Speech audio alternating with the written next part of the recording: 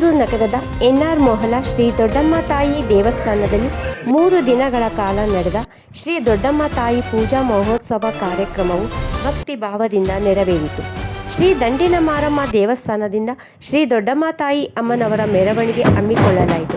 ಮೆರವಣಿಗೆ ಎನ್.ಆರ್. ಮೊಹಲದ ಪ್ರಮುಖ ರಸ್ತೆಗಳಲ್ಲಿ ಸಾಗುತ್ತಾ ಶ್ರೀ ದೊಡ್ಡಮ್ಮ ತಾಯಿ ದೇವಸ್ಥಾನವನ್ನು ತಲುಪಿತು. ನೂರಾರು ಭಕ್ತರು ಅಮ್ಮನವರ ಜಯಘೋಷಗಳನ್ನು ಕೂಗುತ್ತಾ ಮೆರವಣಿಗೆಯಲ್ಲಿ ಭಾಗವಹಿಸಿದ್ದರು. ಬಳಿಕ ದೇವಸ್ಥಾನದಲ್ಲಿ ಮಹಾಮಂಗಳಾರತಿ ಕಾರ್ಯಕ್ರಮವನ್ನು ನೆರವೇರಿಸಲಾಯಿತು. ಕಾಲೋನಿಯ ಮಹಿಳೆಯರು ತಂಬಿಟ್ಟು ಆರತಿ ನಡೆಸಿ ವಿಶೇಷ ಪೂಜಾ ಕಾರ್ಯಕ್ರಮವನ್ನು ನೆರವೇರಿಸಿದರು. ಈ ಪೂಜಾ ಮಹೋತ್ಸವದಲ್ಲಿ ಭಕ್ತರು ನೂರಾರು ಸಂಖ್ಯೆಯಲ್ಲಿ ಭಾಗವಹಿಸಿ ಅಮ್ಮನವರ ಕೃಪೆಗೆ ಪಾತ್ರರಾದರು.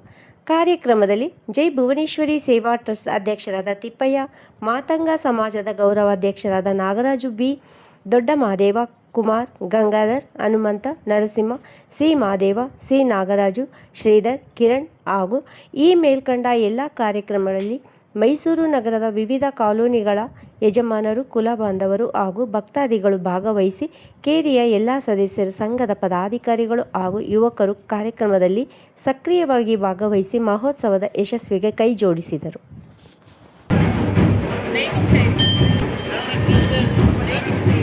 ಮೈಸೂರು ನಗರ ಪಾಲಿಕೆ ಮತ್ತು ಇಲ್ಲಿ ಕಾಲೋನಿ ನಮ್ಮ ಸಂಘದ ಕರ್ನಾಟಕ ಮಾತಾಂಗ ಸಮಾಜದ ಸಂಘ ಅಂತ ನಮ್ಮದು ಎನ್.ಆರ್. ಮೊಹಲ ಎಜಿ ಬ್ಲಾಕಲ್ಲಿದೆ.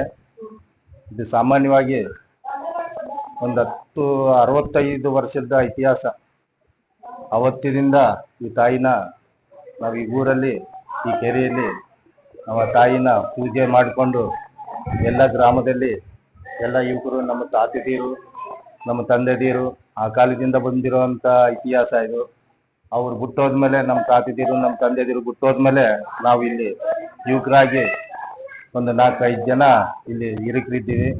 ನಾವು ಇಲ್ಲಿ ಗೌರವಾಧ್ಯಕ್ಷರಂತ, ಇವರು ತಿಪ್ಪಯ್ಯ, ನಾಗರಾಜ್ ಅಂತ ನಾನು, ಮತ್ತು ತಿಪ್ಪಯ್ಯ ಅಂತ ಗೌರವಾಧ್ಯಕ್ಷರು, ಮತ್ತು ಕ್ಯಾಶರ್ ಅಂತ ಹನುಮಂತಯ್ಯ, ಮತ್ತು ಯಜಮಾನ್ರಂತ ಚಾಮುಂಡಯ್ಯ ಇದ್ದಾರೆ. ಇದನ್ನು ನಾವು ಆವತ್ತು ಕಾಲದಿಂದ ಇವತ್ತಿವರೆಗೂ ಸಾಮಾನ್ಯವಾಗಿ ಇದು ಒಂದು 4 ಗೋಡೆ,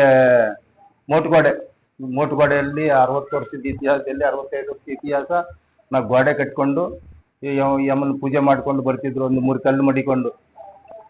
ನಾವಿಲ್ಲಿ ಸಾಮಾನ್ಯವಾಗಿ ಒಂದು 85ನೇ ಇಸ್ವಿಯಿಂದ ನಾವು ಇಲ್ಲಿ ಹಿರಿಕರೆಲ್ಲ ಹೋದ್ಮೇಲೆ ನಾವು ಆಡಳಿತ ತಗೊಂಡು ನಮ್ಮ ಕೈಲಾದಷ್ಟು ಜನಗಳ ಸೇವೆ ಮಾಡ್ತಾ, ಮತ್ತು ಇಲ್ಲಿರುವಂಥ ಎಲ್ಲ ಯುವಕರು ಮತ್ತು ಎಲ್ಲ ನಮ್ಮ ಪದಾಧಿಕಾರಿಗಳು ಎಲ್ಲರೂ ಸೇರಿ ನಾವು ಈ ತಾಯಿನ, ಆ ಅಮ್ಮನ್ನ ಪ್ರತಿಷ್ಠಾಪನೆ ಮಾಡಿ, ಈಗ ಮುಂಚೆ ಎಲ್ಲ ಒಂದು 3 ಕಲ್ಲಿತ್ತು, ಅದನ್ನ ಮಾಡ್ಕೊಂಡು ಬರ್ತಿದ್ರು. ಈಗ ಅದರಲ್ಲಿ ದೇವಸ್ಥಾನ ಕಟ್ಟೆ ಆದಮೇಲೆ ಆಮೇಲೆ ಅದನ್ನ ನಾವು ಅಮ್ಮನ್ನ ಪ್ರತಿಷ್ಠಾಪನೆ ಮಾಡಿ ಹೋದ ವರ್ಷ ಜೂನಲ್ಲಿ 2024ರಲ್ಲಿ ಜೂನಲ್ಲಿ ಮಾಡಿದ್ವು.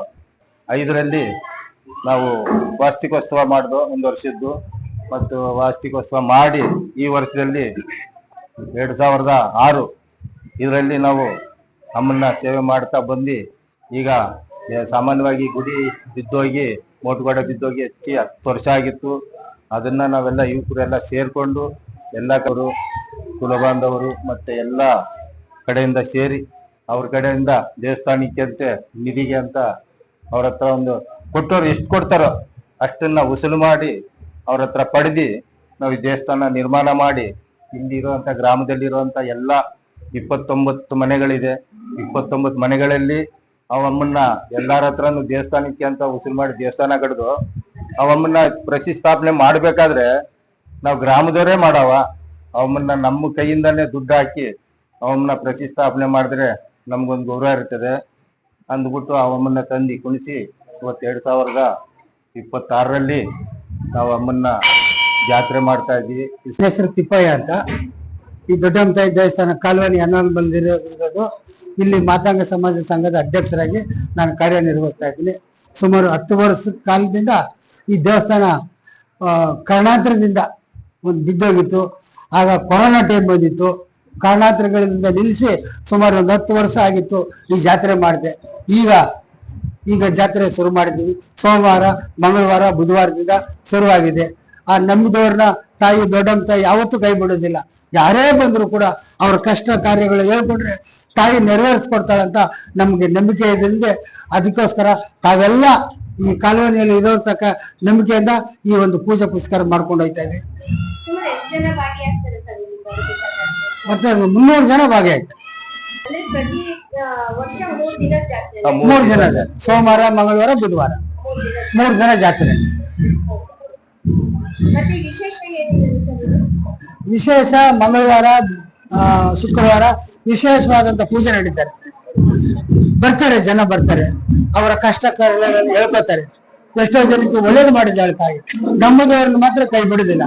ಇವತ್ತಿಗೂ ಅಷ್ಟೇ ಬರ್ತಾರೆ, ಜನ ಬರ್ತಾರೆ, ಅವ್ರ ಕಷ್ಟ ಹೇಳ್ಕೊತಾರೆ, ಮಾಡಿಸ್ಕೊಡ್ತಾರೆ. ಜಾತ್ರೆ ಅಂಗವಾಗಿ ಎಲ್ಲ ಕಾಲದಲ್ಲಿ ಬಂದಿರ್ತಕ್ಕಂಥ ತಮ್ಗೆಲ್ಲರಿಗೂ ದೊಡ್ಡಮ್ಮ ತಾಯಿ ಆಶೀರ್ವಾದ ಪಡೀಲಿ ಅಂತ ತಾವು ತಮ್ಮಲ್ಲಿ ಎಲ್ಲ ಕೇಳ್ಕೊತಾ ಇದ್ದೀನಿ. ರಾಕೇಶ್ ರಾಕಿ ಗಾಂಧಿನಗರದಿಂದ ಬಂದಿದ್ದಾರೆ. ಅವರು ತಪ್ಪೆ ವಾದ್ಯಗಳನ್ನ ನುಡಿಸ್ತಾ ತುಂಬಾ ಹೆಸರುವಾಸಿ ಆಗಿದ್ದಾರೆ. ಅವ್ರಿಗೂ ತಂಡದವ್ರಿಗೂ ತಾಯಿ ಚಾಮುಂಡೇಶ್ವರಿ ಕಾಪಾಡ